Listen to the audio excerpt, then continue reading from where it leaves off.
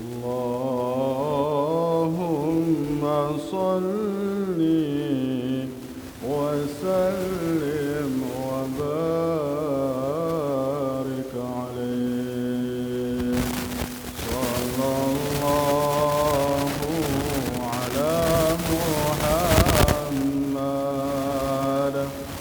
صلى الله عليه وسلم. صلى الله على محمد صلى الله عليه وسلم.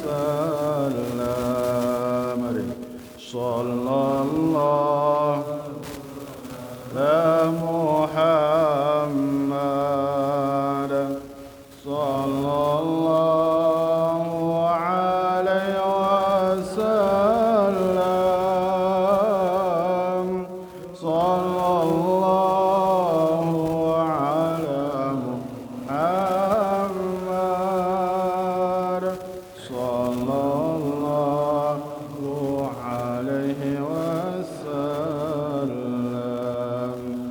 أنت شمس أنت بدر أنت نور فوق نور. أنت شمس أنت بدر أنت نور فوق نور. أنت إكسير وغالي أنت مصباح الصدور. صلى الله على محمد صلى الله عليه وسلم. صلى الله على محمد صلى الله عليه وسلم. يا حبيبي يا محمد يا عروس الخفيقين. يا حبيبي يا محمد يا عروس الخفيقين. يا مؤيد يا مماجد يا إمام القبلتين. صلى الله على محمد صلى الله عليه وسلم. صلى الله على محمد صلى الله عليه وسلم. اللهم صل وسلم وبارك عليه. السلام عليكم ورحمة الله وبركاته. إن الحمد لله صلاة وسلاما لرسول الله محمد بن عبد الله وعلى آله وصحبه ومواله ومن تبعه بإحسان إلى يوم القيامة. أما بعد. أشهد أن لا إله إلا الله وحده لا شريك له وأشهد أن سيدنا ونبينا محمدا عبده ورسوله اللهم فصل على سيدنا محمد وعلى آله وصحبه وسلم. وقال الله تعالى في القرآن الكريم وهو أصدق القائلين أعوذ بالله السميع العليم من الشيطان الرجيم بسم الله الرحمن الرحيم إن تتوبا إلى الله فقد صغت قلوبكما صدق الله العظيم وصدق رسوله الحبيب الكريم ونحن على ذلك من الشاهدين والشاكرين اللهم افتح لنا بفتوح العارفين اللهم افتح لنا بفتوح العارفين والحمد لله رب العالمين. Hadiratul kiram, bapak-bapak jamaah pengajian Masjid Al-Amin, mata'allahu fi tuli hayati. Mudah-mudahan yang hadir di sini kita termasuk orang-orang yang dicintai oleh Allah Subhanahu wa taala. Juga kepada para dewan guru, para dewan asatid yang mudah-mudahan para dewan guru, dewan asatid kita yang mengajar di masjid yang mulia ini, Al-Ustaz Bapak Ki Haji Encep Burhan, Abi Halim Ki Haji Abdul Halim, Al-Habib Amri Azamatkan, Al-Ustaz Ki Haji Baisuni, mudah-mudahan beliau semua selalu dijaga oleh Allah Subhanahu wa taala.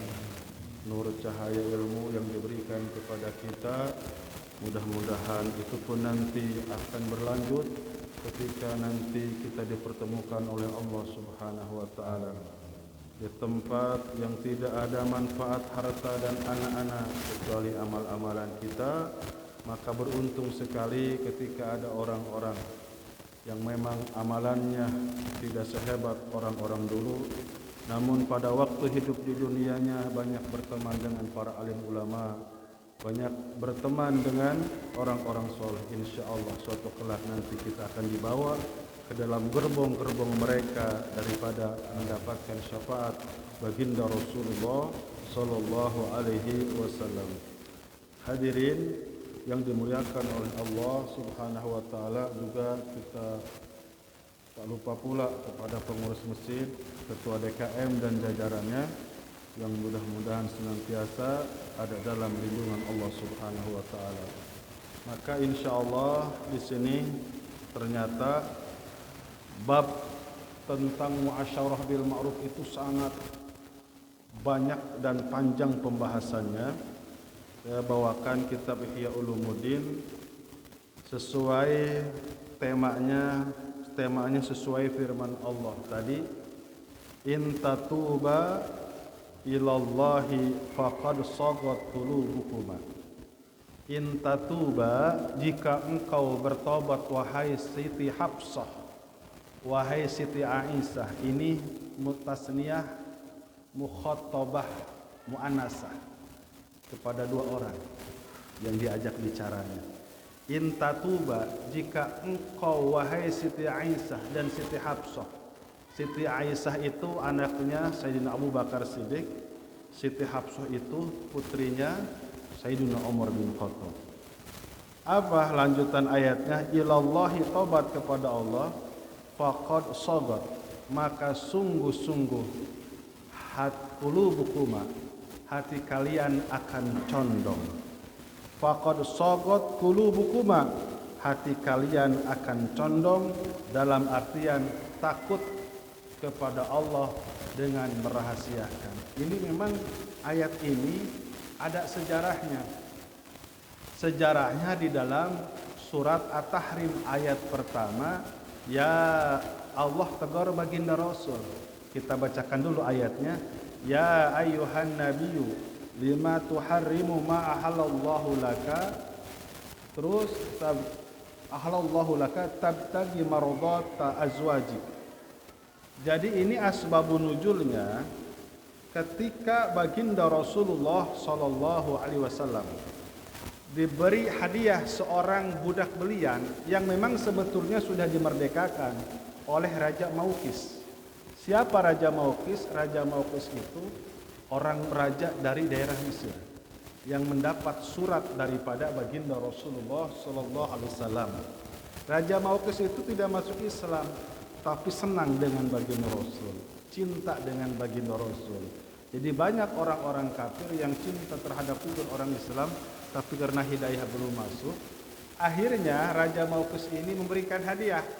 Yang pertama memberikan minyak wangi, yang kedua memberikan kain sutra, yang ketiga ini hadiah yang paling besar, memberikan seorang budak belian yang dibebaskan, namanya Maryah Qibtiyah.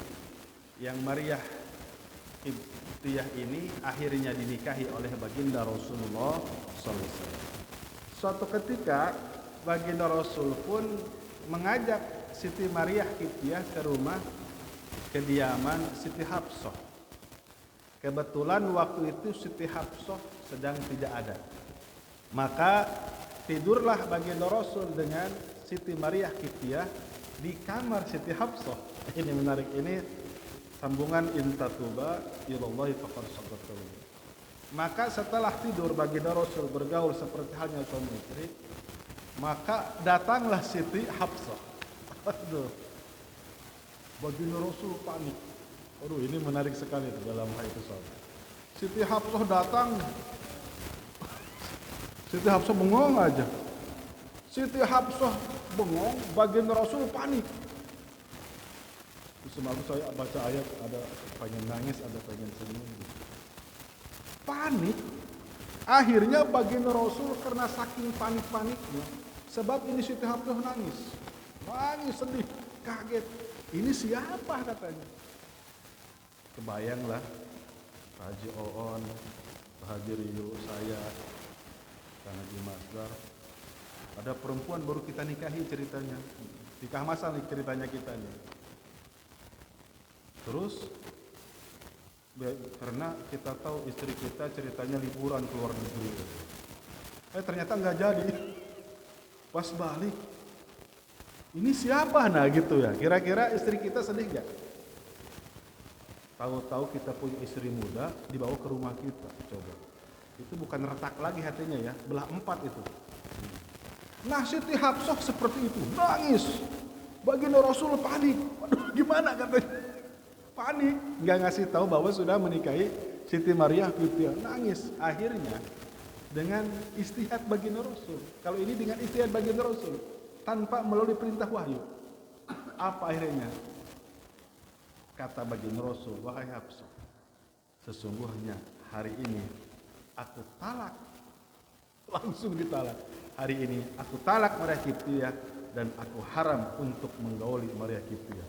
Padahal tanpa perintah Allah. Ini karena panik. Ini arad basyariyah. Sifat sisi manusia baginda Rasulullah SAW. Malaikat Jibril kaget, loh, kok ditolak? Lo langsung haram. Ditegur oleh Allah. Ya ayyuhan nabiyyu lima tuharrimu ma halallahu laka tabtagi mardhati azwaji. Wahai Nabi, kenapa engkau haramkan wanita yang sudah kau nikahi, yang selanjutnya yang sudah dihalalkan oleh Allah, karena semata-mata engkau mencari keriduan istrimu, yaitu Siti Hafsah dan Siti Aisyah. Oh, ramai itu. Akhirnya sudah, setelah baginda Rasul mengatakan, oh Siti Hafsah tenang, sudah aku talak hari ini juga ini Siti Maryah Qibtiyah, dan haram bagiku untuk mengusir Siti Maryah Qibtiyah. Akhirnya reda, dia nangis. Namun setelah itu berlanjut. Nah, berlanjut, siapa Siti Hafsah langsung curhat kepada Siti Aisyah. Padahal ini rahasia. Tapi ini rahasia akhirnya kan oleh Allah Subhanahu wa taala dikemukakan untuk pelajaran kepada umat-umat selanjutnya. Diceritakan kepada Siti Aisyah, akhirnya menyebar ke seluruh istri-istri yang baginda Rasul tersebut. Bapak-bapak, ini kalau bukan nabi, ini berat. Ini berat. Pertama harus apa? Jadi nalaknya itu karena ketakutan. Karena memang refleks. Pertama harus ngasih makan 10 orang fakir miskin. Nah, harus ngasih makan kepada 10 orang fakir miskin. Ini kasus ini nih, kejadian ini. Setiap orang miskin kasih 3,5 liter. Yang kedua, tidak sanggup untuk memberikan 10 fakir miskin, maka harus berpuasa selama 3 hari. Namun, awas. Namun karena ini baginda Rasulullah sallallahu alaihi wasallam, wallahu maulahu. Allah yang menolongnya, Allah yang membereskan permasalahan ini. Akhirnya apa yang terjadi khusus untuk baginda Rasulullah SAW dengan permasalahan ini, baginda Rasul tidak usah kifarat, tidak diwajibkan kifarat untuk memberikan makan kepada 10 orang fakir miskin, dan tidak harus berpuasa selama 3 hari. Langsung Allah maafkan, bahkan wallahu maulahu wa jibrilu wassalihin. Allah yang menolongnya, malaikat Jibril yang menolongnya. Terus Abu Bakar Siddiq, Umar bin Khattab. Tapi ini berlanjut. Siti Aisyah marah.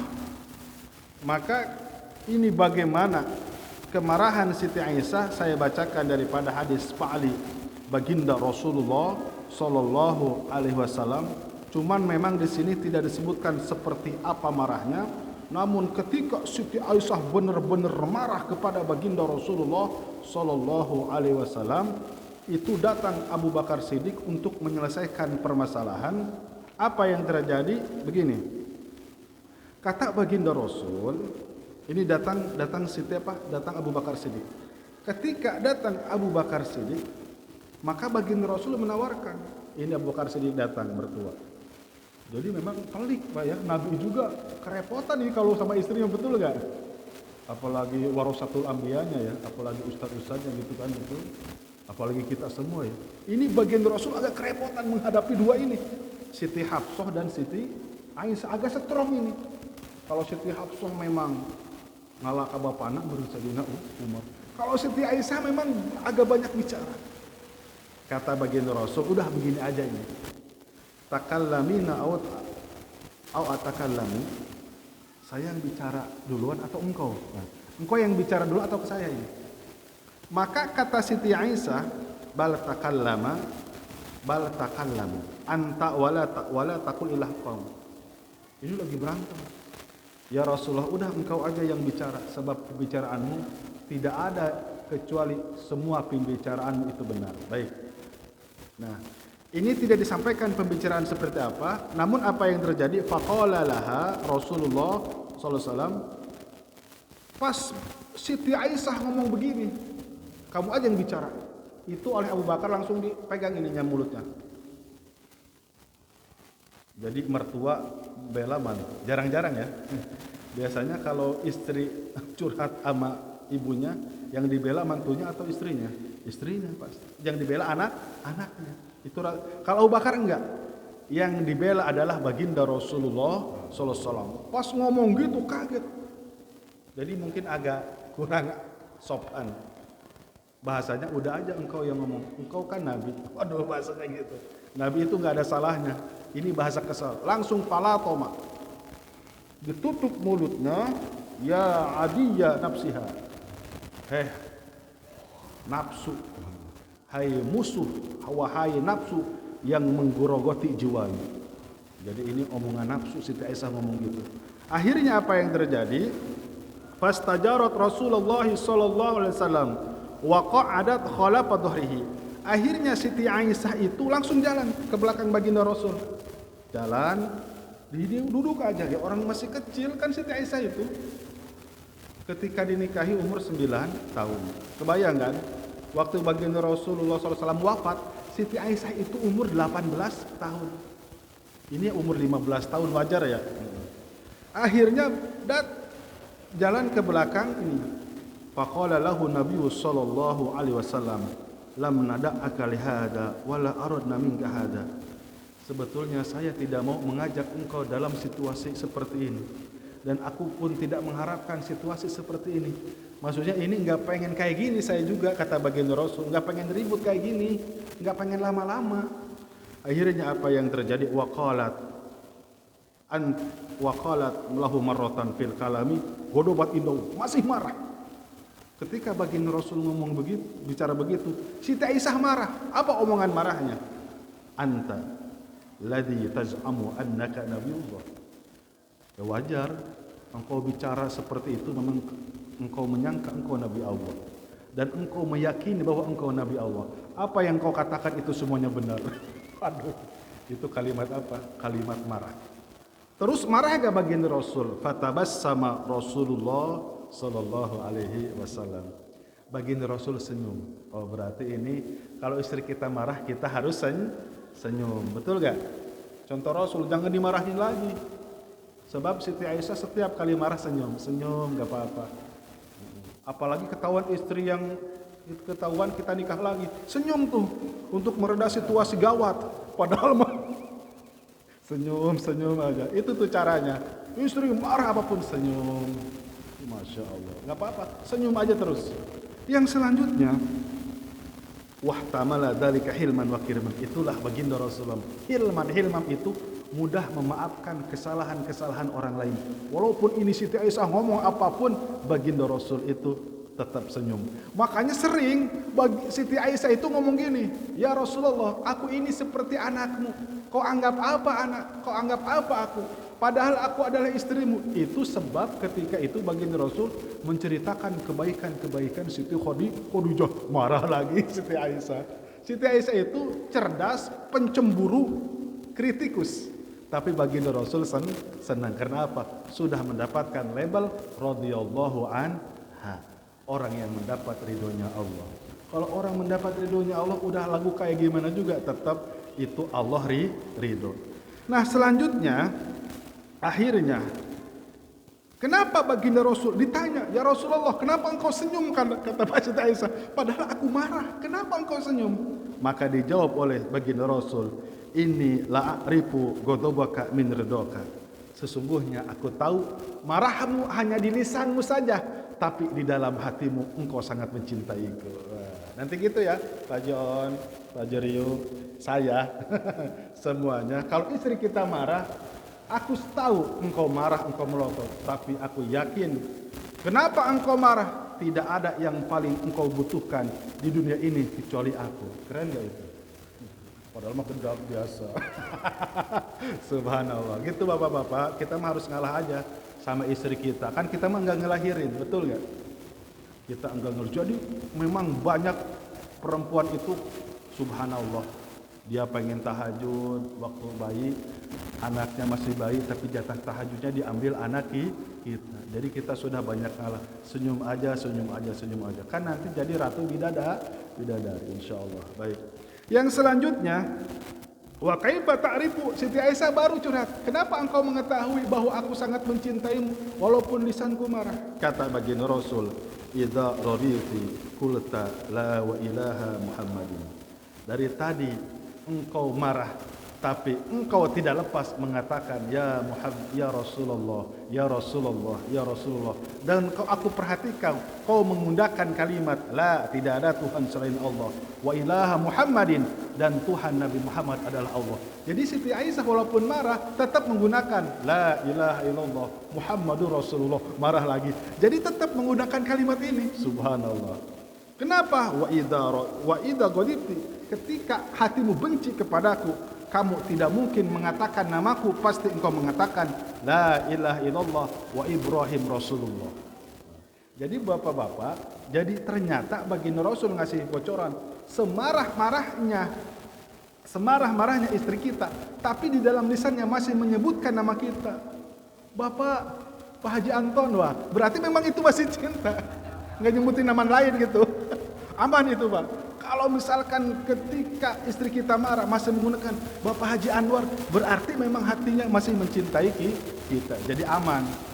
Emang kan perempuan mah seperti itu, mudah marah, mudah nangis, mudah ceria. Itulah perempuan. Kalau laki-laki misterius, diam aja, istrinya 4. Nah itu misterius laki-laki. Baik, kita lanjut. Hadirin yang dimuliakan oleh Allah Subhanahu wa taala, baginda Rasul ngasih tahu. Nah, kita mungkin bapak-bapak di kantor punya jabatan tinggi. Begitupun ulama, ustadz dihormati. Tapi ingat, itu lepas semuanya kalau di keluarga. Kayak gitu lepas semua, pangkat, sehebat apapun ini ulama, hafal Al-Quran, hafal ribuan hadis. Tapi kalau untuk bertemu istri dan anaknya, lepas itu semua jabatan itu. Kemasyhuran lepas. Ada di sini hadis baginda Rasulullah Sallallahu Alaihi Wasallam, kata baginda Rasul, kata saya baginda Rasul, khairukum linisaihi, khairukum linisaihi. Kalian harus khairukum linisaihi. Kalian adalah pilihan bagi istri-istri kalian. Wa ana khairukum linisaihi. Dan aku pun memperlakukan paling baik kepada para istri-istriku. Maksudnya apa? Ditafsirkan oleh Sayyidina Umar hadis ini, yang bagi lirajuli ayyakuna fi alihi misla sobi. Apa artinya? Sepantasnya kalau kita memperlakukan istri dan anak-anak kita harus seperti anak kecil. Contoh, dia habis ceramah, kawal fatwa, pulang ke rumah, rubah tuh semuanya. Ada anak kita contoh baru umur 5 tahun, ayah main kuda-kudaan yuk, harus itu nurut, langsung kita jadi kuda. Padahal pakai baju kebesaran. Itu memang apa yang dilakukan oleh baginda Rasul seperti itu. Kita kuda-kudaan, naik di atas terus. Paling nanti kalau kepergok panitia yang mau manggil, Pak Ustaz. Nah itu memang harus dilakukan. Baginda Rasulullah SAW sering seperti itu. Baginda Rasul dalam kitab An-Nawadir nih. Ini Sayyidina Husain umur 2 tahun. Sayyidina Hasan umur 2 tahun. Memang kan nggak lama itu selang kembar ya. Di sini duduk nih, disuapin. Subhanallah. Terus Sayyidina Hasan dan Sayyidina Husain itu paling apet memang kalau sama kakek ya, itu dipegang jenggotnya. Pas mau dilepas suruh dipegang lagi sujud bergelantungan di sini, nggak mau diangkat sampai dia turun. Sama baginda Rasulullah SAW memperlakukan siapa? Memperlakukan para cucunya. Makanya hadirin yang dimuliakan oleh Allah Subhanahu Wa Taala, ini ada kisah menarik. Kita bacakan kisah baginda Rasulullah SAW, yusabiqu Aisyah fil aduwi fasabaqathu yauman wa sabaqaha fi ba'dil ayyam. Baginda Rasul ketika di Mekah, kan sudah dinyanyikan ya, berlari-lari. Benar, ini ada hadisnya, hadis Fa'ali. Ketika di Mekah, baginda Rasul ngadu lomba lari. Yang menang siapa? Siti Aisyah, karena waktu itu masih kurus. Terus fasabaqaha ba'dul ayyam, 3 tahun kemudian hijrah ke Madinah, baginda Rasul mengalahkan larinya Siti Aisyah karena agak gemuk. Hadhihi bitilka. Ketika baginda Rasul kalah, hari ini menang.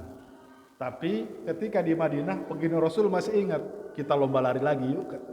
Akhirnya apa yang terjadi? Ya Rasulullah, aku kalah. Iya, karena di tubuhmu sudah banyak daging, jadi agak gemuk. Waktu di Mekah masih kurus Siti Aisyah, waktu di Madinah Siti Aisyah sudah gemuk. Yang ketiga, ini cerita menarik. Faqalat Aisyah samitu aswata unasin minal habasah wa ghairihim. Satu ketika di Madinah ini ada orang-orang Habasah itu orang Ethiopia ya. Anak-anak kecil umuran 10 tahun, 12 tahun, 19, umuran 13 tahun. Ini posisi Siti Aisyah kan umur masih 14 tahun, 15 tahun. Nah, ketika bermain-main, main petak umpet, mungkin main lari-lari, apa yang terjadi? Ini bertepatan pada tanggal 10 bulan Asyura. Faqala li Rasulullah sallallahu alaihi wasallam. Siti Aisyah liatin aja, senang. Ya masih anak-anak kan, Siti Aisyah masih remaja. Liatin, aduh main petak umpet mungkin, main lari-lari. Maka aku ditanya oleh baginda Rasul, atahbanina antara la'ibahum. Apakah memang ingin ikut bermain dengan anak-anak itu? Kata Siti Aisyah, na'am. Fa arsala ilaihim faja'u. Kata baginda Rasul, ya udah ikut aja gabung main bareng-bareng. Setelah ikut main, waqama Rasulullah sallallahu alaihi wasallam bainal babaini. fa wada'a kafahu 'ala al-babi wa midadahu wa wada'at daqqa 'ala yadihi wa ja'alu yal'abun. Coba gimana Bapak-bapak sikap baginda Rasul? Body language-nya. Ketika Siti Aisyah main, baginda Rasul ini posisinya begini.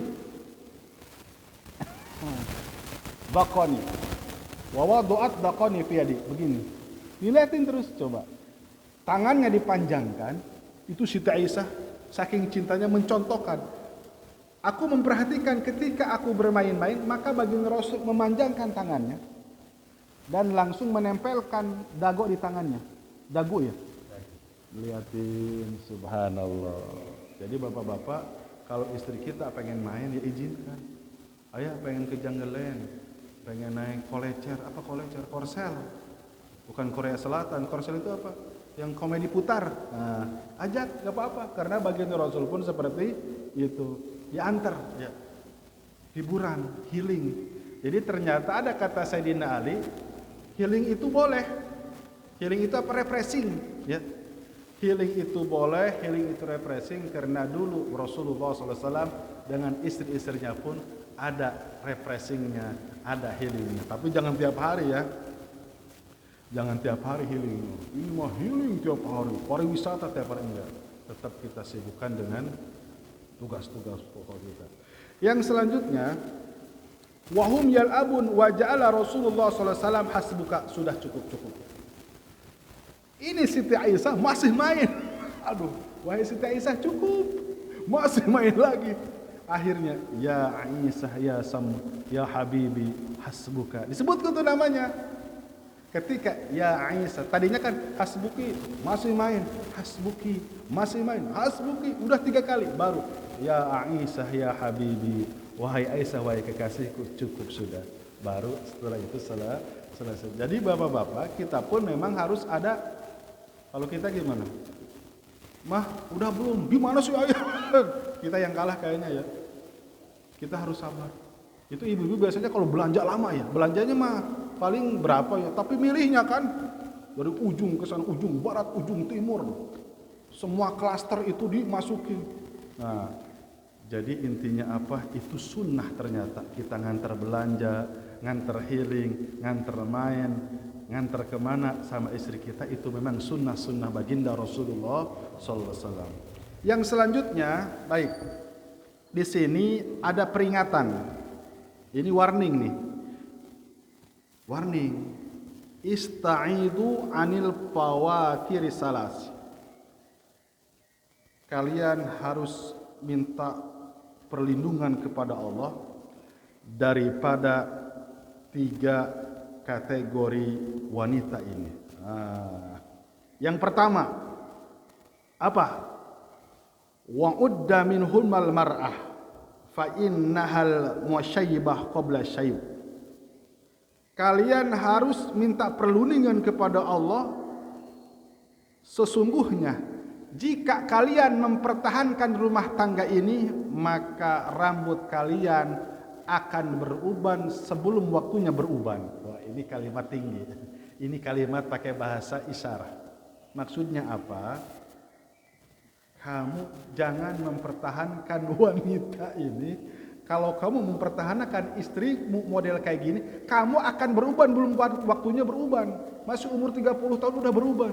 Maksudnya apa? Maksudnya ini wanita model apa ini?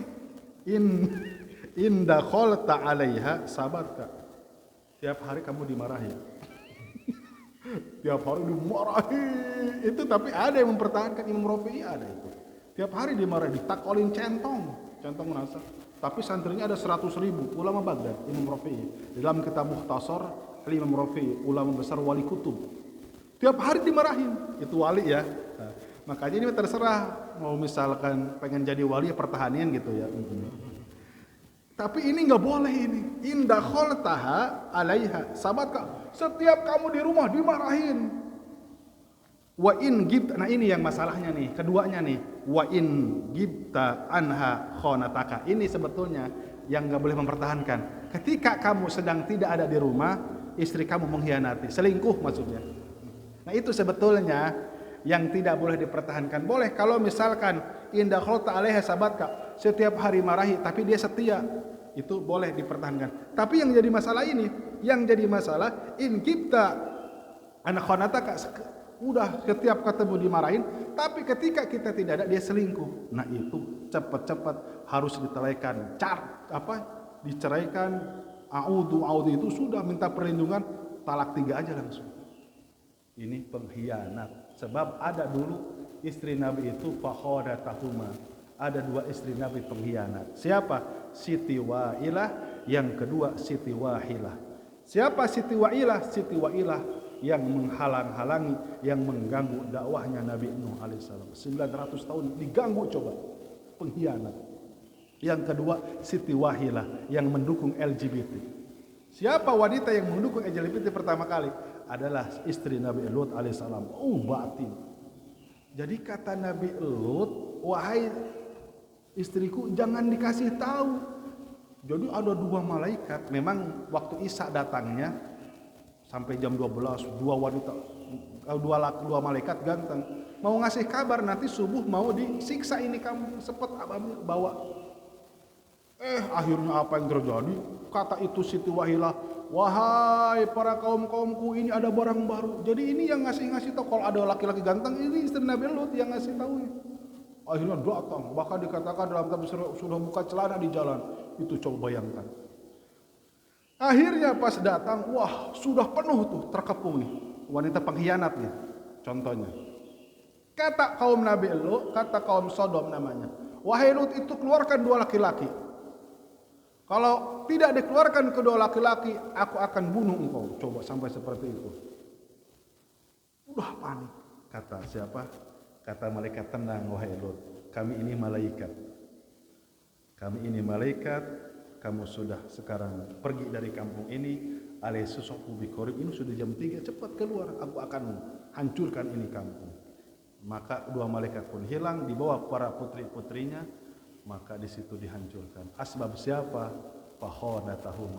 Asbab wanita pengkhianat. Enggak ada ampun. Pengkhianat ini kalau sekarang ini selingkuh. Tapi ada yang nanya, Pak Ustadz, kalau misalkan gimana? Itu khianat enggak? Ngambil uang suami enggak bilang, ya itu sih bukan khianat. Itu maafkan aja udah. Itu nyolong. Tapi maafkan. Itu biasa ya. Ridho.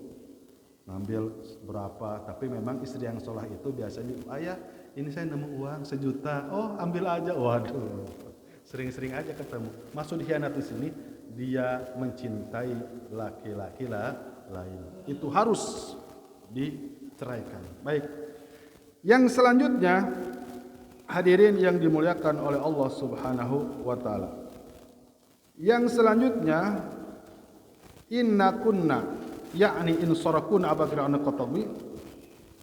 Nah ini sudah tadi dijelaskan, Yang selanjutnya tidak boleh punya istri yang selalu membongkar rahasia rumah tangga. Nah tadi sudah diduluin ya ayat itu. Maksudnya apa? Ini kita minta perlindungan kepada Allah. Ya Allah, jangan sampai punya istri suka ngebongkar kejelekan suami. Nggak boleh. Itu minta perlindungan. Disarankan oleh baginda Rasul. Nanti kalau cari istri yang kedua, ya Allah, mintalah kirimkan seorang wanita yang tidak pernah menjelek-jelekan suaminya di depan orang banyak, bahkan kepada mertuanya pun. Mana dalilnya? Hunna libasulakum wa antum libasulahun. Hunna libasulakum. Istri-istrimu adalah pakaian-pakaian kalian. Hunna libasulakum wa antum libasulahun. Wahai engkau suami, engkau pun pakaian daripada istri kalian. Jadi kejelekan apapun tutup rapat, jangan diumbar kepada orang lain. Subhanallah. 2. Yang selanjutnya yang harus kita jauhi apa? Kata baginda Rasulullah sallallahu alaihi wasallam, la yad'una ila khayyar. Apa? Wanita yang harus kita jauhi, setiap hari dia bikin bingung suaminya. Setiap hari itu seorang istri bikin rupak. Dalam artian apa? Datang suami jam 2. Datang suami marah, ngomongnya enggak enak terus, ngomongnya kotor itu, ngomongnya buruk, ngomongnya kotor, ngomongnya kasar. Nah itu naudzubillah, summa naudzubillah. Ketiga kategori wanita ini kita mohon perlindungan kepada Allah Subhanahu wa taala agar dijauhkan. Dan insya Allah saya yakin istri kita, istri bapak-bapak yang hadir di sini, insya Allah ini tidak termasuk di dalamnya. Insya Allah istri kita termasuk wa khairu mata'iha al-mar'atu sholihah, termasuk istri yang soleh. Insya Allah kalaupun ada pelanggaran enggak sampai melanggar syariat, marah-marah, gesekan-gesekan itu biasa di dalam rumah tangga. Toh para sahabat pun itu biasa ribut dengan para istrinya. Kalau Sayyidina Ali ribut dengan Siti Fatimah, yang ngalah Sayyidina Ali, enggak enak. Kalau dilawan ini bapaknya, ini siapa ini? Akhirnya Sayyidina Ali itu kalau ribut sama Siti Fatimah, ngalah dia, enggak. Siti Fatimah itu yang banyak komentar. Akhirnya apa yang terjadi? Sayyidina Ali itu langsung pergi ke masjid. Di masjid itu begini aja, nahan marah, nggak daplok, gini aja di tanah. Kan dulu Masjid Nabawi masih tanah, gini aja. Waduh ini ngurusin mantu sama anak. Didatangi, ya abaturabukum, katanya. Kotor itu. Baginda Rasul sampai tersenyum, wahai bapak tanah, bangun, kotor itu pipi kamu. Aduh masya Allah, ketika Sayyidina Ali bangun itu dibersihkan oleh tangan Baginda Rasulullah SAW. Ini apa masalahnya? Cuman tidak disebutkan ya. Gini. Ambil tali. Sayyidina Ali, pegang tali.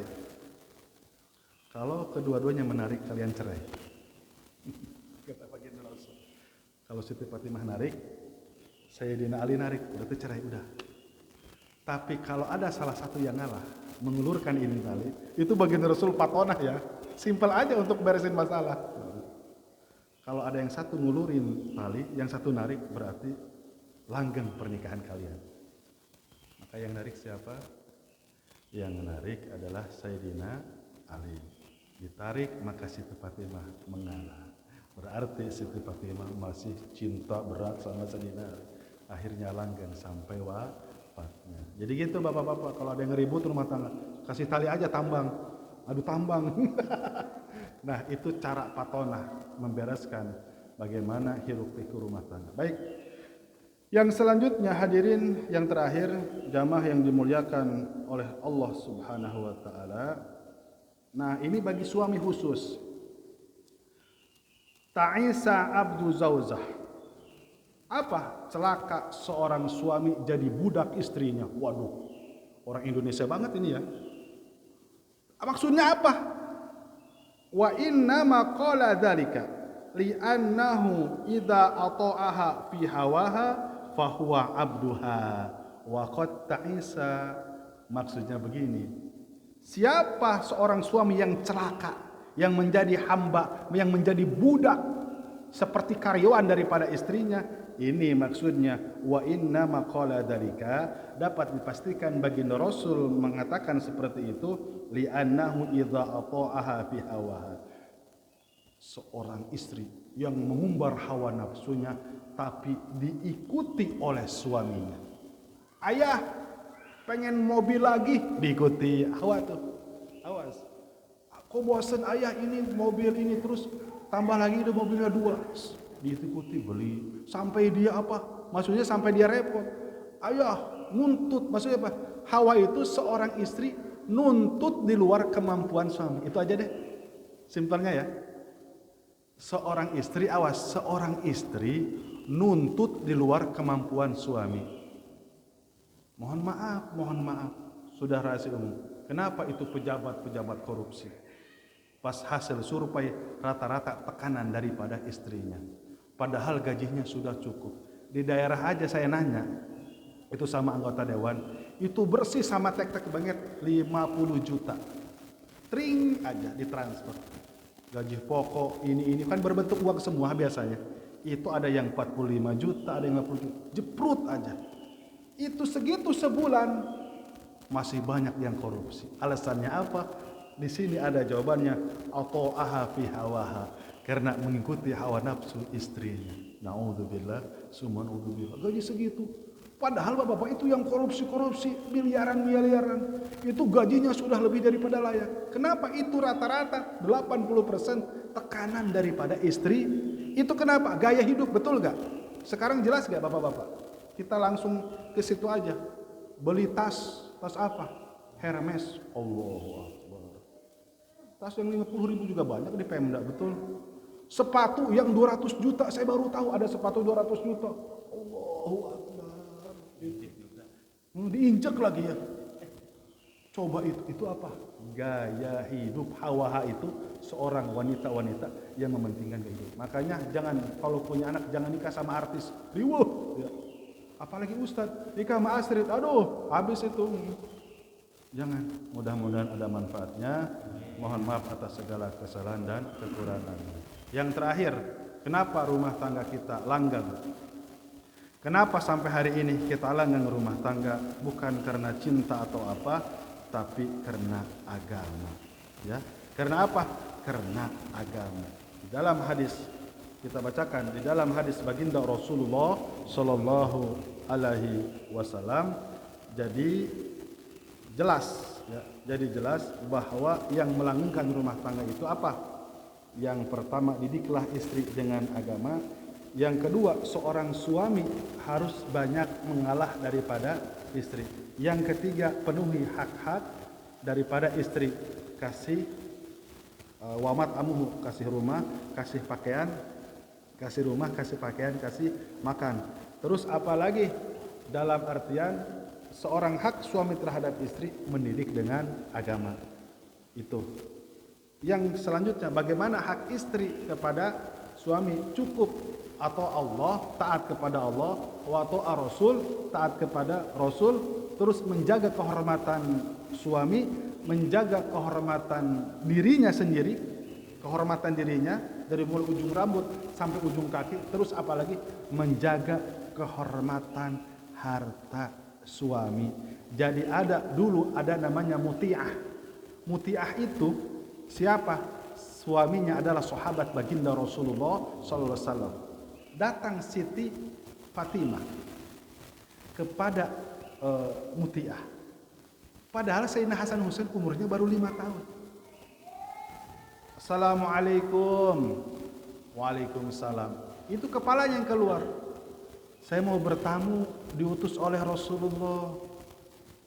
Kata Muti'ah, saya mohon maaf, saya enggak berani memasukkan tamu tanpa ada izin daripada suami. Kata Siti Fatimah, kan anak saya masih kecil.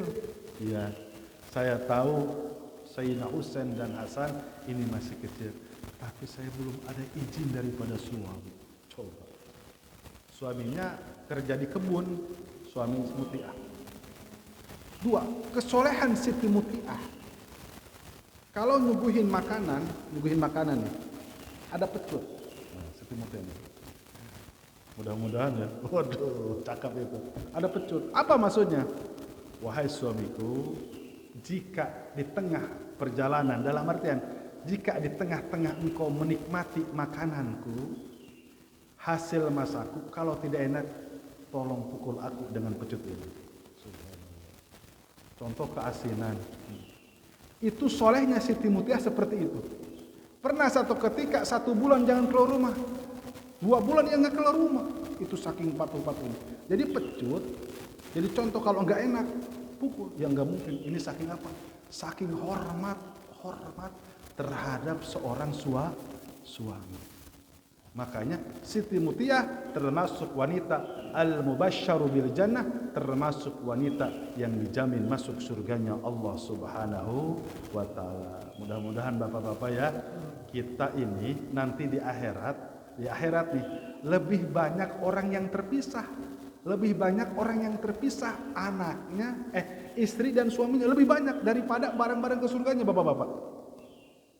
Lebih banyak terpisahnya, atau apakah suaminya di neraka, istrinya di surga, ataukah istrinya di surga, gimana? Pokoknya gitu aja. Istrinya di neraka, suaminya di surga, suaminya di neraka, istrinya di surga. Banyak, namun awas. ketika nanti andai kata nih, naudzubillah summa naudzubillah, dan itu pasti banyak dan banyak itu, kedua orang tuanya di neraka atau diseret-seret ke neraka, namun di sini punya berlian. Contoh dia punya anak soleh atau punya anak yang habis Quran, itu nanti anaknya bisa memberikan syafaat.